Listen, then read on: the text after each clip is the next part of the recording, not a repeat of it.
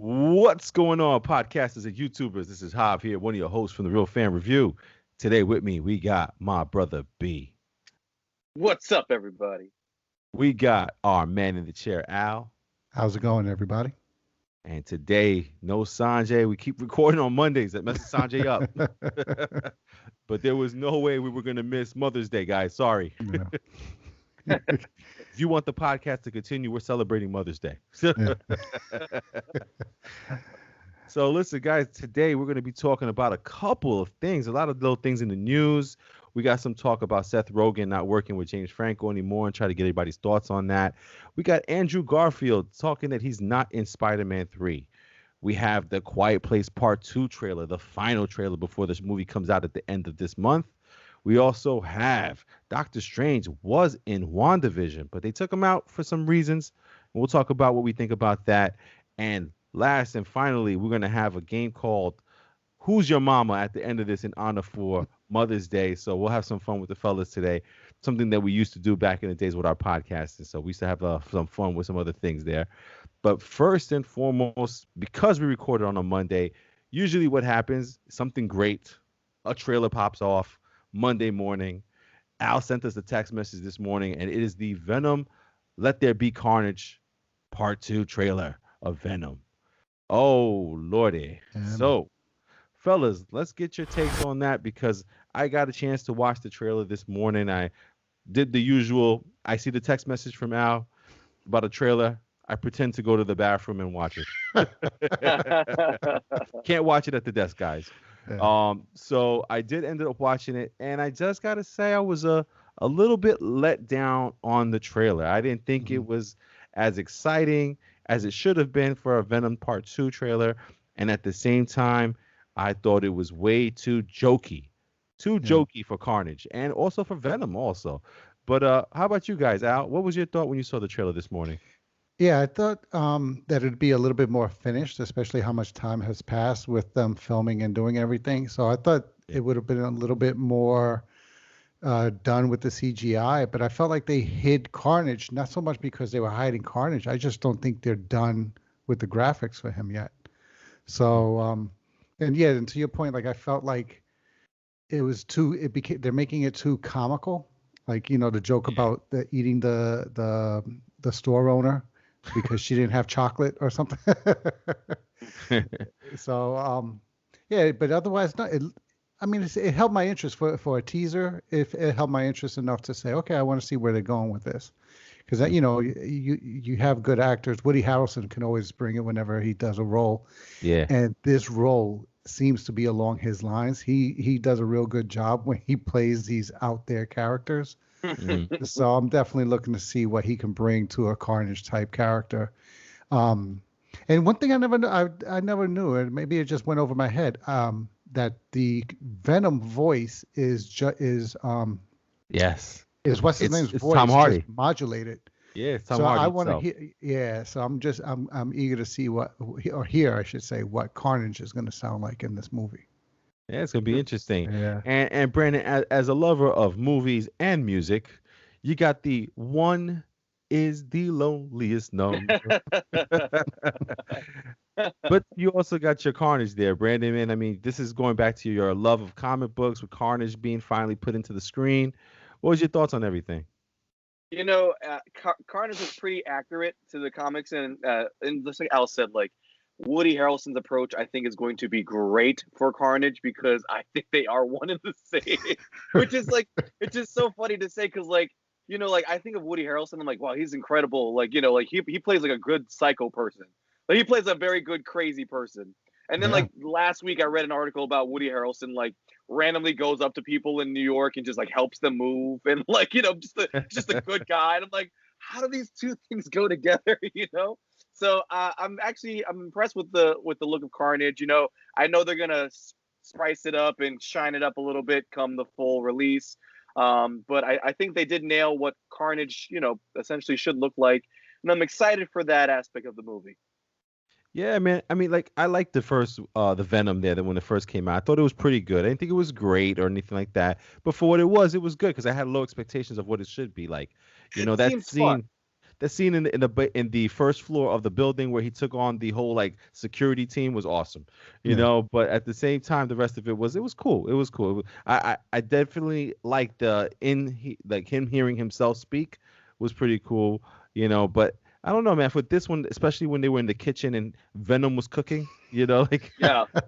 what, like there's chickens in the apartment, like what's happening here? Oh man. I think they're really going for that fun approach. You know, like that. I feel like Sony is very quick to jump the gun on things. Like I feel like Sony's just like, we sold you on the product with number one, so now let's be fun about it. You know, and I feel like, you know, they've done this time and time again, and the second movie usually suffers because of that. You know, like with Amazing Spider-Man, like the first one wasn't great with Andrew Garfield. It wasn't great, but it was a good movie. It established a lot of cool things. And then they just kind of went off the rails with the second one, you know? So, like, I think Sony just gets too comfortable with its products. And I'm expecting this to be fun. I'm not expecting it to be great. I'm just going in there enjoying the fact that I finally have a Venom and a Carnage fight, you know? Yeah. Absolutely. But Man. I don't foresee this being anything huge. I think this could have came out on HBO Max. Oh no, the curse of HBO Max. But you guys think they're gonna bring in the MCU with this, because they brought the cop or the security guard, whatever he is, that newspaper was the Daily Bugle, and when I was looking at another reaction, they pointed out that it's the old style Daily Bugle from the original Spider-Man movies, not the one that they did in the MCU. Because remember, it's, what was it, dailybugle.net or something? It was like more of a blog. Yeah, it was more of a blog thing for the new Spider-Man iteration. So this is in Tobey Maguire's world, or is it in Andrew Garfield's world? It might be one of the two. I forget which one they were saying it, but they were saying it was like the Sony Spider-Man, not the MCU Spider-Man. Oh wow. Okay, got to look more into that, man. And listen, I'm sure this is just a teaser trailer, so I'm sure I'll probably be more excited with the next trailer that'll be more detailed, more story invested when it tells you about what's really happening in the background. So I mean, we'll look forward to that, and when that comes out, we'll discuss that again. But you know, if you guys are watching or you're listening, just email us or comment below under the YouTube. Let us know what you thought of the Venom trailer. Did it make it more appealing for you guys to watch it? Do you guys want to see it more? Do you want to see it less? I'm curious to know what you guys think about that trailer. And then in response to this trailer, my opinion, a trailer that actually got me more excited to see the movie is the Quiet Place Part 2 trailer. When they said that this was the teaser first alone for the trailer was insane, you know, and then you get the actual full trailer, and I was completely like just blown away by what I was seeing. There was an homage to the beginning of the first, you know, Quiet Place movie. Absolutely love this thing. I cannot wait to see this movie at the end of this month. Brandon, did you see that Quiet Place Part 2 trailer? I did. It was pretty good. It was pretty good. You know, and it feels watching it. I mean, it's been I think almost over a year since we saw the first Quiet Place 2 trailer, and it felt very different.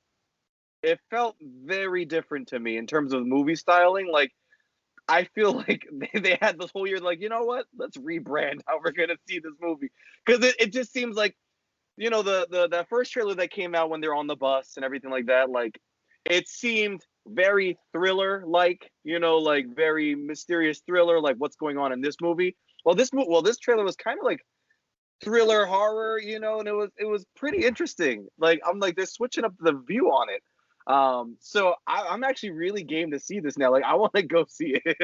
Yeah, absolutely. And I mean, Al, with the creepiness of the trailer, even like I said, the scene where John Krasinski's in the store, which is the store from the beginning of The Quiet Place Part 2, and you see him walk past the space shuttle. Yeah. You know, it automatically brings you back to, oh my God, that's where his son got that thing that caught him killed. Oh my goodness. Yeah. But it made me wonder, like, is this a sequel with flashbacks?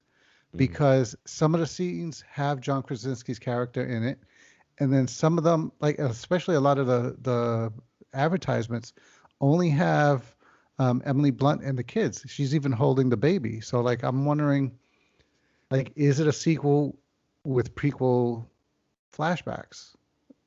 Yeah, I wonder if he's going to do something like where they kind of bring you back to where they were by showing you the beginning of what happened. Yeah. Well, either way, like I said, that preview, the trailer, it really just sucked me back in. Like Brandon said, it had been a long time since they were originally hyping the movie up. Right. So like I almost forgot what the whole movie seemed to be about. Like I forgot the actors that were going to be in it, the supposed premise of this sequel. So just seeing this trailer again just got me right back into it. Made me, count down the days until the end of the month comes up so I can see this movie.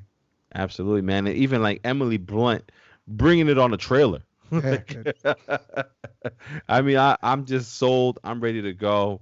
yeah, Buy my ticket, dude. I'm doing it. I'm buying the ticket for it. I got to do yeah. it. Yeah. This will be the kind of movie that would make you really see who's going to come out. Yeah. Yeah, yeah. Because I don't know. Do you guys know anything about this dispute that's going on with them getting paid? I keep seeing things online about John Krasinski and Emily Blunt fighting with I guess the people who are helping them put this movie out about getting paid. Oh gosh. No. Yeah. I'll have to look into that. I haven't heard that. Yeah, that's just kind of crazy. But I mean, listen, I hope if whatever they're doing, they're getting paid right for it because they're making hits. That first one came out of nowhere, and this second one looks like it's going to be the same thing, where it's just this low key budget film that's going to be amazing to watch, man. I can't wait to see it. And isn't it his story? Like, didn't he come up with this whole thing? I believe so. I think he's the one who came up with the concept. Yeah. Yeah. So I'd be surprised. Yeah. Now you got me curious. I'm gonna have to look this up because how do you cut the guy who came up with the whole premise of the movie and everything? How do you cut him out and not get him paid? Right. Absolutely. I feel like, in watching the trailer, I feel like with John Krasinski, like he thinks very deep, and I think we talked about this last week. Like, you don't think about this because Jim from The Office, like Jim's not a heavy thinker, So when I think John Krasinski now, I think like he's thinking on a deeper level. So I can see like there being a trauma portion side of this for the family, where maybe these John Krasinski scenes are not visions, but like images of him through trauma, considering or like reminiscing kind of thing. Yeah. Gotcha. So I think that's what's gonna happen. Yeah, man. Listen, we're all for it, man. Ready to go see this thing. I can't wait to talk to you guys about this when it comes out and bring it up here on the channel and start talking about it some more, man. It's gonna be amazing to talk about. I wonder if it's gonna be like one of our top 5 movies of the year. It has that feel already, so yeah. Just want to confirm it now. Yeah, and then some other things in the news that I saw this week. Brandon kind of found this one regarding the Seth Rogen incident there from him. So he was talking to on an interview regarding James Franco. And if you guys don't know, James Franco was we say accused, because I don't think he was really like sent to jail or a court case or anything like that that he was guilty of anything.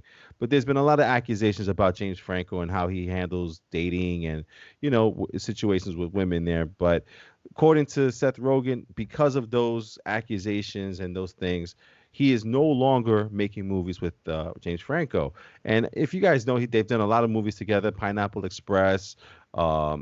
There's a couple of movies that they did together actually, where they show up. They've been together since Freaks and Geeks. Yeah. So it's nuts. Yeah. And I wonder if they still have a friendship, or is it just working wise or work relationship kind of thing.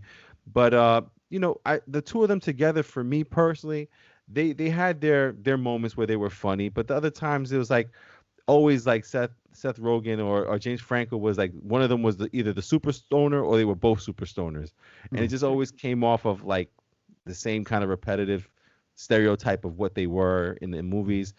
The one thing I do have to say is the movie that they did about North Korea that got them almost almost banned and killed, was actually pretty funny. But like even Pineapple Express was okay. I mean, it was a big deal when it came out, but I thought it was just okay. But how about you guys? Like, Al, what did you think about the two of them together not working anymore? Well, this is the first I'm hearing of it, so it's pretty interesting. But when it comes down to it, it's a business. Seth Rogen has a certain more like when I think of Seth Rogen, I think like family-oriented comedy. Like, so for him, I can understand him saying, my brand is this. So if you're out here doing X, I can't be a part of that. So I can see him for at least the time being until everything either clears up, straightens out, or gets resolved, separating and putting distance between the two of them. So I don't, but in terms of James Franco and their movies, if they stopped making movies, it wouldn't bother me because I wasn't a big fan of Pineapple Express. Yeah. Like I think I even fell asleep watching it in the theater. So I wasn't crazy about them, but Interviewed kind of restored them for me a little bit because that movie was funny for me, but not Pineapple Express. So yeah, I got you. How about you, B man? You gonna miss the relationship on screen? I agree with the sentiments there. Like when I watch a James Franco Seth Rogen comedy, I'm watching it hoping that Seth Rogen's gonna make me laugh. Because like no offense, I don't find James Franco funny. Like, and I agree. Like, James Franco was the one who usually took on the more stoner role because I guess he's been so well as a serious actor that they try and loosen him up, kind of a thing. So like, I've never really cared for James Franco comedy. I've always loved Seth Rogen though, and I think it's a smart move on Seth Rogen's behalf because, like you said, he has his own brand. He is working on his own businesses. So to kind of shy away from someone who's been his friend for well over 30 years at this point, that's a tough move for him, whether that's business and personal. He didn't really comment on what his friendship status was with James Franco. He just mentioned it hurts me more than it hurts this, but he goes, I can't take my feelings and put them aside for those people that have been hurt. That have accused or allegedly been hurt. He's like, so I have to put them first before me, which it's a big statement. That's someone who's been like a brother to him for over 30 years since Freaks and Geeks. Like that's Linda Cardinelli, at 20 years old. Like that's a long time ago. So it's crazy, but I don't see James Franco bouncing back. He's done so well in his serious roles. Like, I love James Franco in Planet of the Apes, the first one, that revival. Oh yeah. He did so great in that movie. Like, I just don't see comedy, so I'm it doesn't faze me if they never make a comedy movie again. As long as Seth Rogen does. Yeah, Seth Rogen needs to still make comedies, absolutely. Yeah, man. Yeah, so that's pretty interesting there. But it's funny. I find like sometimes when people almost get shocked by this stuff, like, oh, men celebrity with money is a douchebag. And water is wet. It's like, yeah, I would have guessed that. You know what I mean? I'd be surprised if he wasn't, kind of thing. So I don't know. I like I said, I don't know if I'm gonna miss their working together, anything like that. It's hit or miss for me with those two guys. Anyway, so not gonna be missed too much. So let's see what else came out in the news this week. Was there was something that came out regarding Doctor Strange and WandaVision, and as usual, I love hearing what you guys think about this stuff. But it was Kevin Feige basically talking about WandaVision and how come there was a theory that Doctor Strange was in it and they wanted to confirm it or not, and he confirmed it. He said, yeah, he was part of the story in the beginning of the process of working up WandaVision before we went to, film everything. But as they were going through the process of where they needed him, one, they had the whole COVID situation going on, so they couldn't really just bring people over for like a 5-minute feature kind of thing. And at the same time as well, they came up with these things where, like, if Doctor Strange came into the show, it would take away from Wanda self-discovering herself and figuring out how to take on, what was the girl's name, the villain? Oh, Agnes. It was Agnes all along. Agatha Harkness, yeah. Agatha Harkness. So they wanted to kind of keep it centralized with just, Wanda and Agatha. But then they also kind of said, like, he said it as a joke, but it was almost like you said it as a joke, but maybe you meant it. He didn't want the white savior to come in and teach Wanda how to handle things. You know what I mean? So I'm like, is that the real reason, or is that just a little bit of a reason, Yeah. And I find, like, again, with all these things that are going on in this world, there's a lot of stuff that's becoming political, and you see a lot of, like, people on the right talking about cancel culture. You talk about a lot of people on the left talking about everything else, and it just seems like one of these things where it kind of divides the fan base a little bit there. And I can kind of see what Kevin Feige's talking about, but I wanted to see what you guys thought about the situation there, Brandon. I mean, I agree on the approach, in terms of I think the series worked out better with, you know, Scarlet Witch figuring herself out and becoming her role herself. Because like I feel like it would have taken away from an element of the show that we've seen, because Doctor Strange would have to have came in and said, "This is how you use your powers." Like I feel like I agree. Mansplaining. Like, yeah, like like it was what I said was a nicer way of mansplaining, but like like in the same testament, like I actually I don't think I would have liked if Doctor Strange had came in and was like, no, you're doing this wrong. Like, let me show you. Like yeah, I agree on that behalf. What I do like to say is, I agree with people, demonstrating their political beliefs. Like, I think that's a powerful thing to be able to do and feel comfortable doing, in an open forum and in public. But I think as much of it is a joke, because if you haven't seen it, you read it, and when you read it and it says that we didn't want the white savior coming in, kind of a thing. Like, I think things like that are that kind of outlet's a little hard, and that comes down to publicity. Like the same way I said, like, I didn't get to see the video, I had read it, and I was like, ooh, I don't know if that was good. Like, oh, Kevin, oh, I don't know if that was a good move, Kevin. Like, it's like it's things like that where it just I think he's plenty okay with the things he says, because I know he's supported and backed, and but I think, like, if anyone else had said it, like, it would have been a major problem. So I get worried a little bit lately about how politics finds its way into the media and into our entertainment. Because sometimes, and this is a big political thing, but sometimes I wonder if, like, we have to be so political in our entertainment. But then I see, like, with Falcon and the Winter Soldier, I see the areas in where it was a right thing to do, where it makes sense with the narrative and also makes sense for the reinforcement of it, But then sometimes, like, some shows do it just to do it, and you're just like, okay, like, like, Yeah. okay. So I get worried about it. But I think if it's done in a respectful manner and in a manner that is, presentful and doesn't skew away from the narrative of the story being told, then I think it's fine. So with that whole thing, I think Kevin just has to be a little careful with his chosen words. But Yeah. I do agree with in thinking about the narrative myself. Gotcha, man. Yeah, I mean, because Al, what the thing was I think he was stating that Doctor Strange was supposed to be the person that was giving Wanda those commercials, which kind of makes sense for Mm. the commercials now, right? Why was she getting these like mixed signals or almost like these like advice tips through these commercials? And it would have been that Doctor Strange was the person that was putting these commercials, trying to get her out of the mind frame of putting everyone under her control in Mm. the hex there. So I mean, I'm not sure if it would have worked either way. I mean, from what they did, it worked. Yeah. I believed it. I liked it. But, would it have changed anything had it been Doctor Strange for you?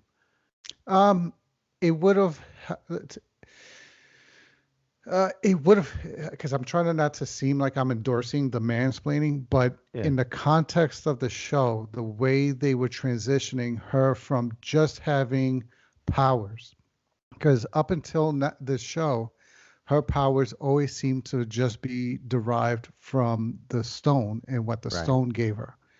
But now you're talking about that she is actually conducting witchcraft and casting spells to the point where in their battle, Agatha was able to get the upper hand because Agatha knew about casting spells and how to do this, the runes and all that.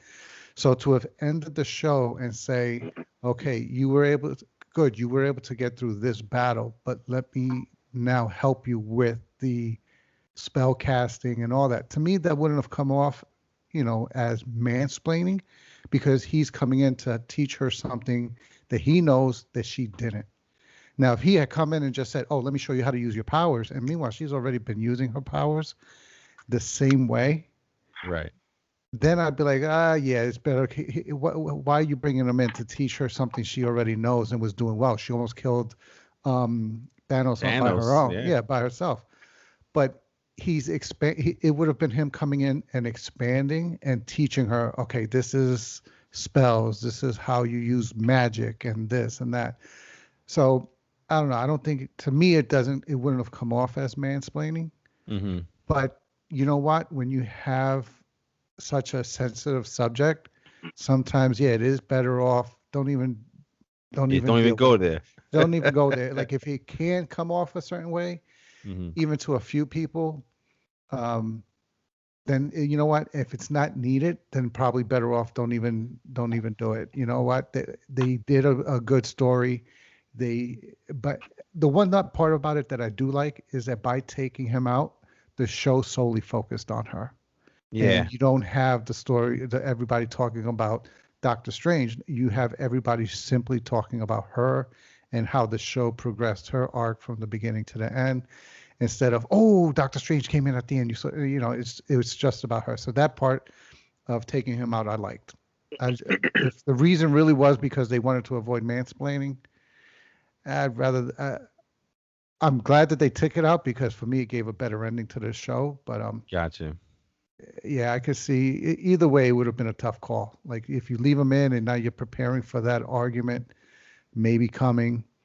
Maybe it's better if you see an argument coming. Like I said, maybe it's better to just avoid it in the end. I hear you, man. Yeah, it's a tough call to make because a part of me was expecting to see Doctor Strange, expecting to see Mephisto, or something Yeah. crazy to happen, and it's like when you didn't get it, it was almost like a letdown. But when you think about the whole story in total, it was pretty good. It was really good, actually, But I can't help but wonder what it would have been like to see Doctor Strange. And again, I think you said it perfectly, man. It wouldn't have been cool to have him come in and go, hey, let me show you how to use your powers, even though she's using her powers already. But Yeah. to be like, hey, this, let me take you to the next level now, because he is the supreme sorcerer, you know what I mean? Yeah. Sorcerer supreme there. So it's like, it would have been nice to see him in there just to be kind of like, this is the MCU. Everyone's in this world. Hmm. He was in Manhattan, guys. Like Yeah. Yeah. Because he was like just in New everybody asks, Jersey. yeah, like everybody asks with these shows, where's everybody else when this is happening with this Yeah. person? Like the same thing. Like, okay, magic. Why is she reading a book on her own? Why isn't someone who already knows magic helping her? And so that's why I say, like, I don't think it would have come off that way because you're helping her learn something she doesn't know. Yeah. So It's an interesting call, man. And I'd love to know what you guys out there think in regards to that whole Doctor Strange thing. Were you sad that you didn't see him in the WandaVision show? And are you with what they're saying as to the reason why they don't want him on the show or didn't want him on the show when they created it? So that's just a little interesting question there. And then the last bit of news we're going to talk about today, guys, is Andrew Garfield, our old Amazing Spider-Man there, has said that he has never gotten a phone call to be in Spider-Man 3 with the Tom Holland version of Spider-Man. Now, there's these long, long rumors that's been going on for a while now, saying that him, Andrew Garfield, and also Tobey Maguire are in this Spider-Man 3. And they're pretty much done filming the damn thing, so it's just about doing the edits, doing the visual effects and everything. And this movie's supposed to come out at the end of this year, December. So I mean, what's your guys' thoughts on him saying that he's not in the movie? You think he's just selling it really well, or are we just all stupid for listening to all these rumors? I don't know. I'm like fully committed to this 3 Spider-Man movie. Like I'm all about it. I also remember that Sony wasn't the happiest with Andrew Garfield, so I go back and forth. Like I can see them bringing in Tobey Maguire, but now that after reading that and hearing about that, like I actually don't know if Andrew Garfield would be asked to be in this movie, if maybe a major role in this movie, just because of his relationship and how it ended with Sony. Like I don't really know now. So now I'm kind of puzzled.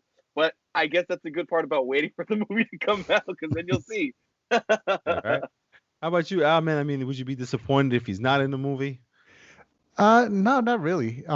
Because I guess in terms of my expectations, like even if they were in it, I don't think they were going to be big roles. I think they were going to be like as he was flashing through the multiverse, Right. like he was ending up in their multiverse maybe for a few minutes during a fight or something, and that's why we were going to get, you know, Electro, and then it was just going to be maybe he popped in during their fight, and that's how we have Jamie Foxx's Electro. That's how we have Doc Ock and everybody because we were just popping in during those battles. Because the one thing I was thinking of is if they were really in this movie, like it's the three of them and they're in it from beginning to end, you haven't seen any shots of them on Leaked set. photos, nothing. Yeah, right? I mean, you have Tom Holland with the mask. You have Tom Holland, sitting down eating a sandwich. Like you have all these photos of him on set, but you don't have not one of the other two. So I'm like, maybe they're not in it, or if they are, it's just something that they can do in front of a green screen because it's during a battle. Gotcha. So I don't. If they're in it, I don't think they're going to be big parts, and if they're not, maybe even better because I want to focus on this Spider-Man. I know everybody wants to see a Spider-Verse movie, but maybe like the next one. Let that be the next one. Let this lead into a Spider-Verse movie where you can have the three of them and you're just focused on that. Because remember, right now, we're still focused on Spider-Man being the bad guy. Right. So having them two come in, I think would take away from that story being worked on. Yeah, man. And listen, man, for me personally, I just want to see Miles Morales finally. Yeah. I want to see Miles Morales in the live action. Forget Toby, forget Andrew. Give me Miles. That's who I want to see. I want to see that black Spider-Man costume. That's what I want. With the little red, it's fire. PS5 know how to do it. They know how to do it. Oh man. So listen, that was a lot of news. We haven't had a lot of news like that in a long time, so it was really good to go over that with you guys. The next thing we're going to talk about today, guys, is this week is coming out Spiral, the Book of Saw, and that is going to be, let's see, just some kind of insane horror detective. We got Chris Rock and Samuel L. Jackson in the movie. I'm not even sure what to think because the way the trailers played is it looks like old school Saw, but it's not. But but it looks really interesting. I definitely want to try to take a chance to go see it. So I'll see what's up with Brandon, you guys later on, see how we're gonna work this out. But just wanted to see your take on the series itself. Like, not that we could do like a recap or anything like that, but like, is there anything that stand out from that series, or any one of the deaths that they had in these crazy horror movies for the Saw series? What stands out for you, Al? For me, it's always just been the nuances of how they always intertwine the stories, like and how. Yeah, like you have, I think the woman from the first movie that she had the machine that tied to her mouth and it was going to split her mouth open, but she was able to escape. How she became his assistant in the second one, and then you have the cop become the actual, like all of the little nuances between between the movies and how the story plays out and all the twists. Even though the movies, as they went on later, weren't that great, they always found a good way of intertwining, for me at least, found a good way of intertwining the movies together.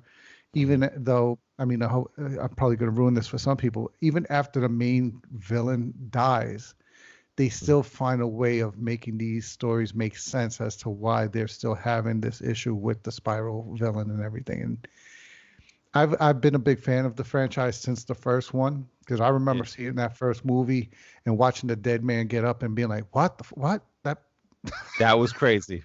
When he got up off that's one of my memorable moments right there. When that guy gets off the ground after being laying there in that pool of blood for like the whole 2 hours of the movie, I was like, oh wow, this guy's sick. Yeah. And also the fact that the guy sawed off his foot. Spoiler alert. That was crazy also. He just Brandon, anything memorable or anything that stands out to you from the Saw series there? I would say the best thing about Saw was that first movie. That first movie had everyone's intrigue. It was like a grimy bathroom with two guys and a dead body, and the movie spent a majority of the time in that room, and it kept you so budget spent $500. It kept you so captivated. I don't think they even added those effects. That was already there. That was in the bathroom already. That just kept you in, like, for that to keep your attention and keep you entranced in the whole thing for the hour and 45 minutes that it was. It was incredible. And just like Al said, at the end, when the guy just gets up, you're like, what the fuck? Like, I couldn't sit there. I couldn't lay down on my face for 2 hours like that. Like, Jesus Christ. Like, that person was great. I think my next most memorable scene is, I think, just the most random ones. Like, when they had Donnie Wahlberg in the movie, and he was like the escaped convict, right? He was standing on the block of ice, and then he got capped. And I'm just like, what the fuck? Like, it was just the most bizarre one to go. Because I was like, number one, it's Donnie Wahlberg. I was expecting him to do like the freaking the pendulum dance, like oh, oh, oh, like, So that one got me because it was Donnie Wahlberg. Dude, that movie had me cringing so many times. I can't remember which one it was or how many of them there were, but like they have all these different various like death games that he makes them play, and there was one where this guy had to search for a key in a pile of needles. Oh God. So, let me tell you something. I could not watch that. For the first, like, I could usually just like focus, watch, get past it. But when they had to go through needles, oh, dude, even thinking about it now, it's just, I can't, dude. Not needles, man. I don't play with needles, man. That's just so gross. Oh, God. Yeah, and the actor that they have playing the what's the name of that guy? The main villain. Anyway, his voice is perfect for the role. Oh, like yeah. when they play let's play a game and yeah. Oh. Do you want to play a game? Yeah. I thought his voice was what's the background with the clown on the bicycle? Like he just likes the clown. I think it was his kid's toy. Wasn't it his kid's toy or something? It was something, right? Yeah. Yeah. Oh, you're gonna make me watch all 7 again. Dude, wait, Al, you've watched all of them, even the final Saw? Yeah. Which I've never watched them more than once, but Saw. I've watched them all. Yeah. Oh wow. Yeah. I think I stopped after like the 4th or 5th one. I think I did stop. Now, like I said, like what always got me to want to watch the next one was, all right, how do you make a next one? Like, how are you tying this to the previous series? Dude, I just love like how like the explanations come at like the most random time. They have that little song that comes up, the da-na-na, da-na-na, da-na-na-na-na, right? They do that, and they have this most ridiculous explanation of who's working for them and how. You're like, I found you hurling in a toilet, and you just seem like the best fit to be my apprentice. Like, I'm just like, what? Like, the explanation of how like the one survivor from the last movie came in and was involved, like, when you were down on your luck, you found a way to persevere and you decided to join me. And I'm just like, oh, that's how that works. Hold on, let me take the Sanjay role right now. And Brandon, you sound like Batman.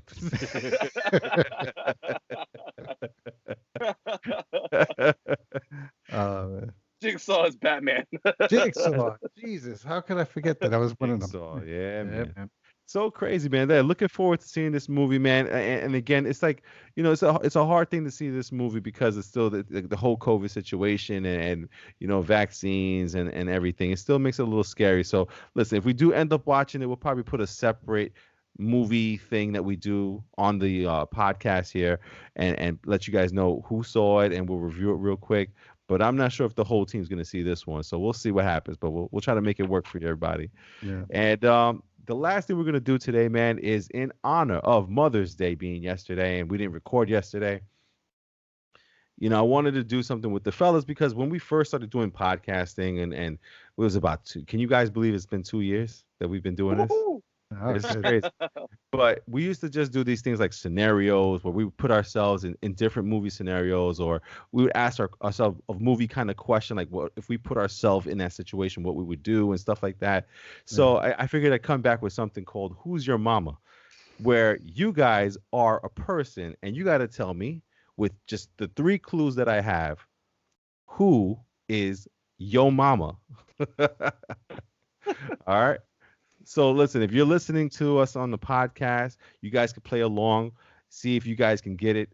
If you are watching on YouTube, put on the comment section below. Let me know what you guys got. You could do something where if you get it on the first clue, you get yourself 5 points.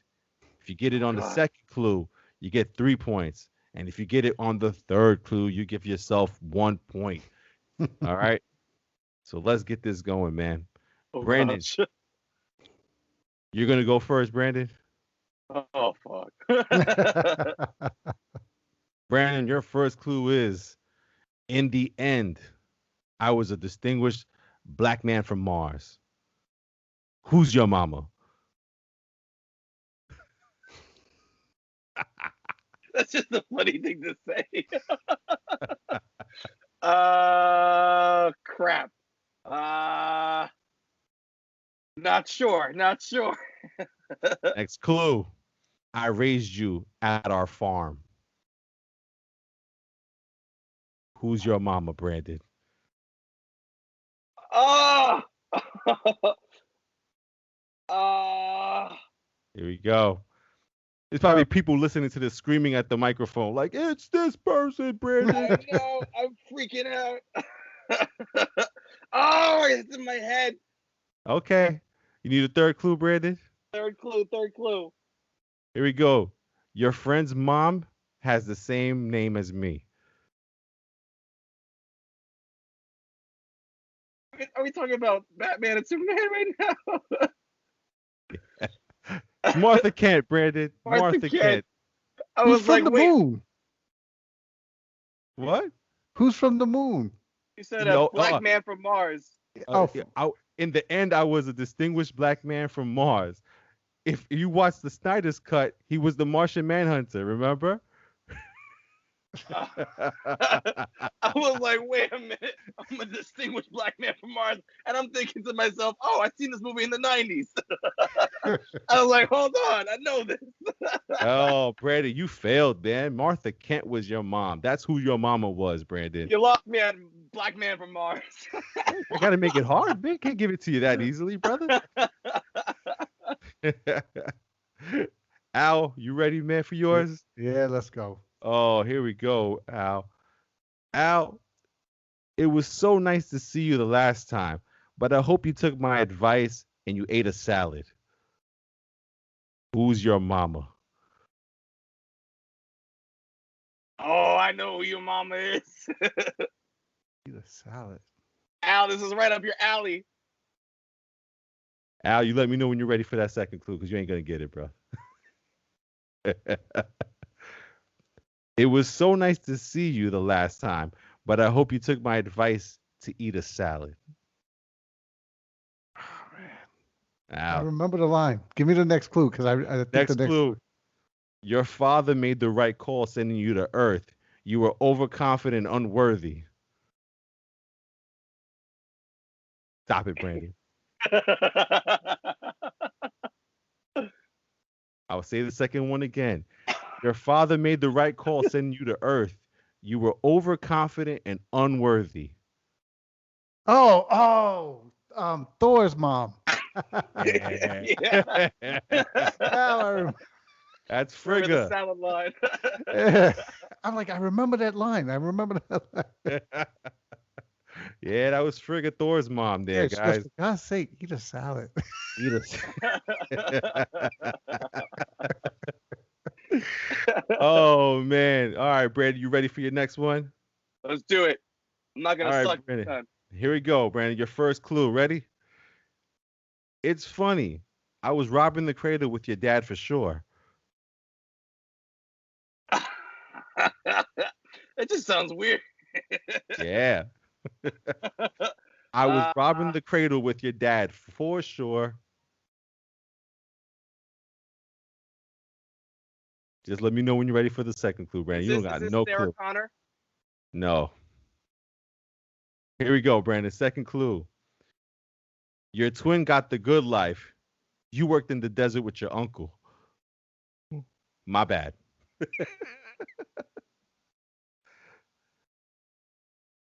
Not good when you're on the spot.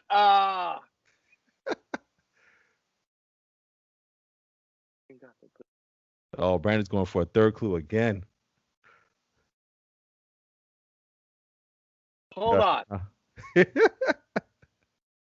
Al, you know it? No. No. You're definitely going to get it with the third clue, Brandon. Okay, third clue, go. Your father was breaking my heart. Oh crap. I don't know, but I feel like I do. Your mama is Padme. Oh.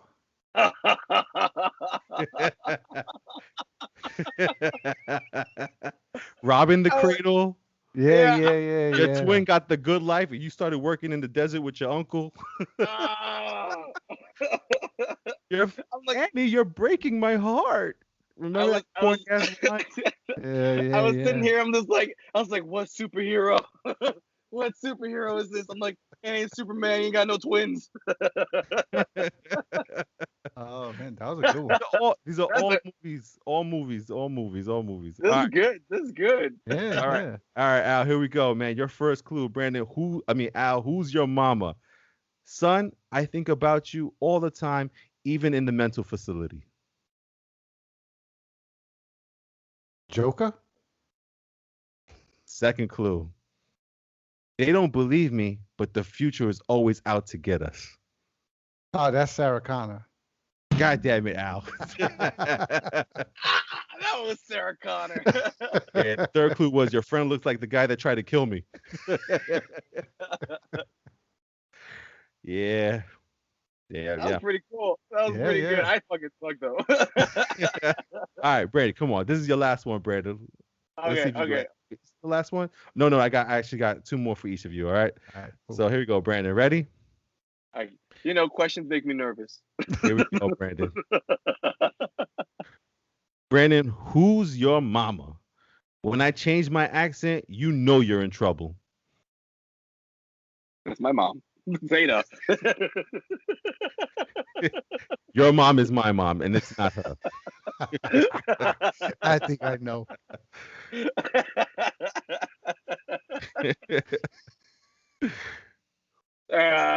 When I change my accent, you know you're in trouble. You know you're in trouble when you hear my new accent, or when you hear my accent. Next one. Oh. Next one. Yeah. You ain't real.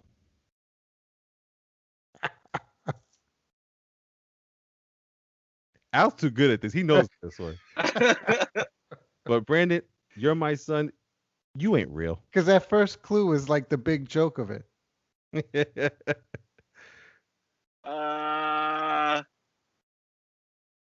Brandon needs a third clue again. I'm so bad on the spot. The fans are killing you right now, Brandon. Third clue, Brandon. I can't be controlling everything, right? Oh, Wanda. Yeah. Yeah, Wanda's your mama, kid. When I change my accent, you know you're in trouble. Come on, dude. When she came out that force field, the heck, she was talking to the director. I just have my mom in my head. Straight cool.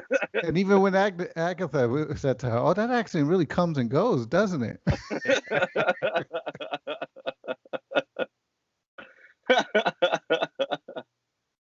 I'm like, I just got my mom in my head. Oh man. All right, Al. Let's see if you get this one, man. All right. Al, who's your mama? You, your sister, and your baby brother are just incredible. Oh, Mrs. Stretch or whatever her name is from The Incredibles. Damn, Al. Why you got the easy ones? Why y'all got the easy ones? Dude, is like fucked up. seriously, Al. Like I should have went with I just took on Screenslaver, but that's. Would you have gotten that? What I just took on Screenslaver? No, oh no. Yeah. Okay. And then the second clue was your father was going through a midlife crisis, but he's better now. All right. You know what? I think I'm gonna get him, Brandon. I'm gonna skip you. I'm gonna go to Al on this one. I'll give you the last one, Brandon, because I want to see if I can get Al with this one at least. Uh-oh. All right, I'll Al. get the easy ones.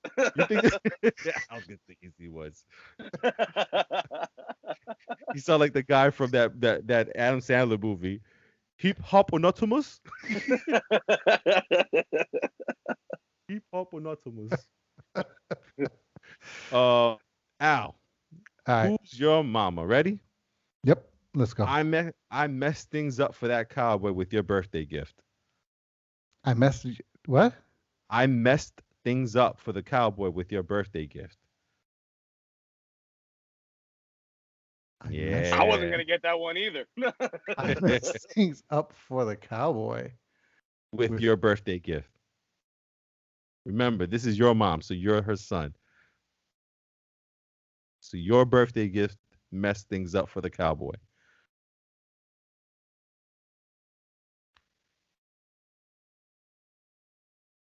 Ain't so easy now, Al. Can't get Lone no one Ranger. shot, Al. All right. Second clue out. I let you put your name on their feet.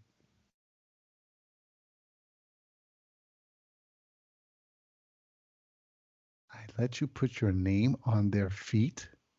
Yeah, I was like, what kind of kinky shit is this? What the hell is that? No idea. What that All right. Last clue, Al. Come on, you watch these movies, Al. You put a trash bag by the steps and it should have gone in the attic, but I threw it out. Oh, why does that sound familiar? Of course it does sound familiar. These are all movies. Brandon, do you got this or no? No, see, I wouldn't have God got damn it, Brandon. Oh, is this what's his name? It's Toy Story. Andy's mom. Andy's mom. Oh, this is awkward because that was my first guess, and I'm like, nah, that's not Toy Story. I was like, that's The not Toy Story. cowboy. Remember the birthday Yeah, gift was yeah. Buzz. Yep. I was like, Oh, nah. Andy was on the bottom of all their feet. Yeah. Al, let's see if Brandon gets this last one here. I ain't gonna get shit. We're gonna end the podcast with Al with Brandon giving us a win here. Come on, Brandon. and for the people listening along, I hope you're playing along with Brandon and winning. I hope you're doing 1,000 times better than me. I swear, I love movies. I swear, I'm not a Brandon, who is your mama? Brandon, you died on a humanitarian trip to Sokovia. Nothing. He's got nothing, people. He's got. Sokovia. Who died in that movie? No, this one's pretty tough. All right, ready? You ready for your next clue? Wait. What was the first clue again? The first clue is you died on a humanitarian trip to Sokovia. Was I the kid from Civil War? Yeah. Who's the mom? You don't have to know her name, but which mom? The lady from the beginning of the movie that talked to Tony Stark. Yeah, that's it, kid. Good job, man. I was like, dang, she got a name. No. I wasn't expecting for a name. Just like Andy's mom, I wasn't looking for a name. Thank God. I was like, well, she got a name? Brandon, good one, Brandon. Because the next one was they were out kicking ass, not realizing the destruction from it. And the third clue was for you, I met one of them in front of an elevator and made sure they knew your name. Oh. I should have let off with that one. All right, man. That was awesome, man. You guys are awesome. See, if it was the roles reversed, Al would have got that one too. See, I blame the format of the question.